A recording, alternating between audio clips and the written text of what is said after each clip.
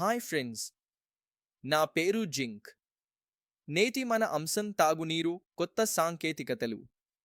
మనం ప్రతిరోజు జీవించడానికి నీటి మీద ఆధారపడతాం. కానీ నీటి కొరత, కాలుష్యం మరియు నీటి వృధా సమస్యలతో పోరాడుతున్నాము. అందుకే పునరుద్ధరణ యోగ్య నీటి వనరుల సంరక్షణ మరియు తాగునీటిని శుద్ధం చేసేందుకు కొత్త సాంకేతికతల వినియోగం అనివార్యం.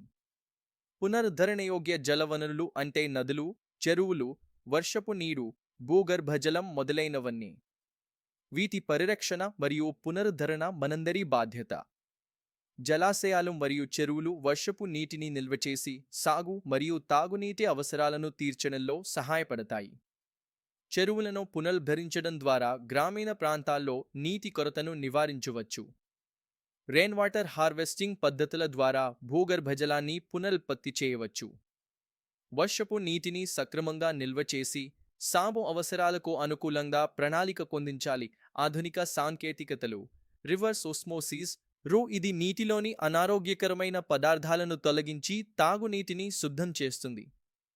అల్ట్రావయోలెట్ యువి శుద్ధి యువి కాంతి ద్వారా నీటిలోని సూక్ష్మజీవులను నాశనం చేస్తుంది. డీసాలినేషన్ టెక్నాలజీ సముద్ర జలాన్ని తాగునీటిగా మార్చేందుకు ఈ సాంకేతికత ఉపయోగపడుతుంది. ఇది ముఖ్యంగా తీర ప్రాంతాలకు అనుకూలం. ఎట్మాస్ఫిరిక్ వాటర్ జనరేటర్స్ ఏడబ్ల్యూజీ వాతావరణంలోని తేమను సేకరించి నీటిగా మార్చే సాంకేతికత. నానో ఫిల్టరేషన్ ఇది నీటిలోని సూక్ష్మజీవులు మరియు రసాయనాలను తొలగించడానికి ఉపయోగపడుతుంది.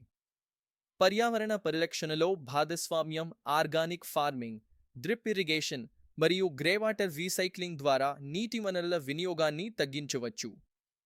ప్రభుత్వం శుద్ధ నీటి ప్రాజెక్టులను వేగవంతం చేయడంతో పాటు ప్రజల్లో అవగాహన కల్పించడంపై దృష్టి పెట్టాలి. ప్రపంచంలో నీటి సమస్యలు మరింత తీవ్రమవుతున్నందున ప్రకృతి మరియు సాంకేతికత ఆధారిత పరిష్కారాలు అవసరం. రియల్ టైమ్ మానిటరింగ్ సిస్టంలు, పునరావృత వాడకం మరియు అధునాతన శుద్ధి పద్ధతులను ప్రోత్సహించడం చాలా అవసరం. ఇది కేవలం నీటి సమస్యలను పరిష్కరించడమే కాదు, మన భవిష్యత్ తరాలకు శుద్ధమైన నీటిని అందించడంలో మన బాధ్యతను గుర్తించడం కూడా. మీ అభిప్రాయాలు, సూచనలను పంచుకోండి. నా ఛానల్కు సబ్స్క్రైబ్ చేయడం ద్వారా నాకు మీ మద్దతు ఇవ్వండి. ధన్యవాదాలు. జై హింద్, జై జవాన్, జై కిసాన్, జై భారత్.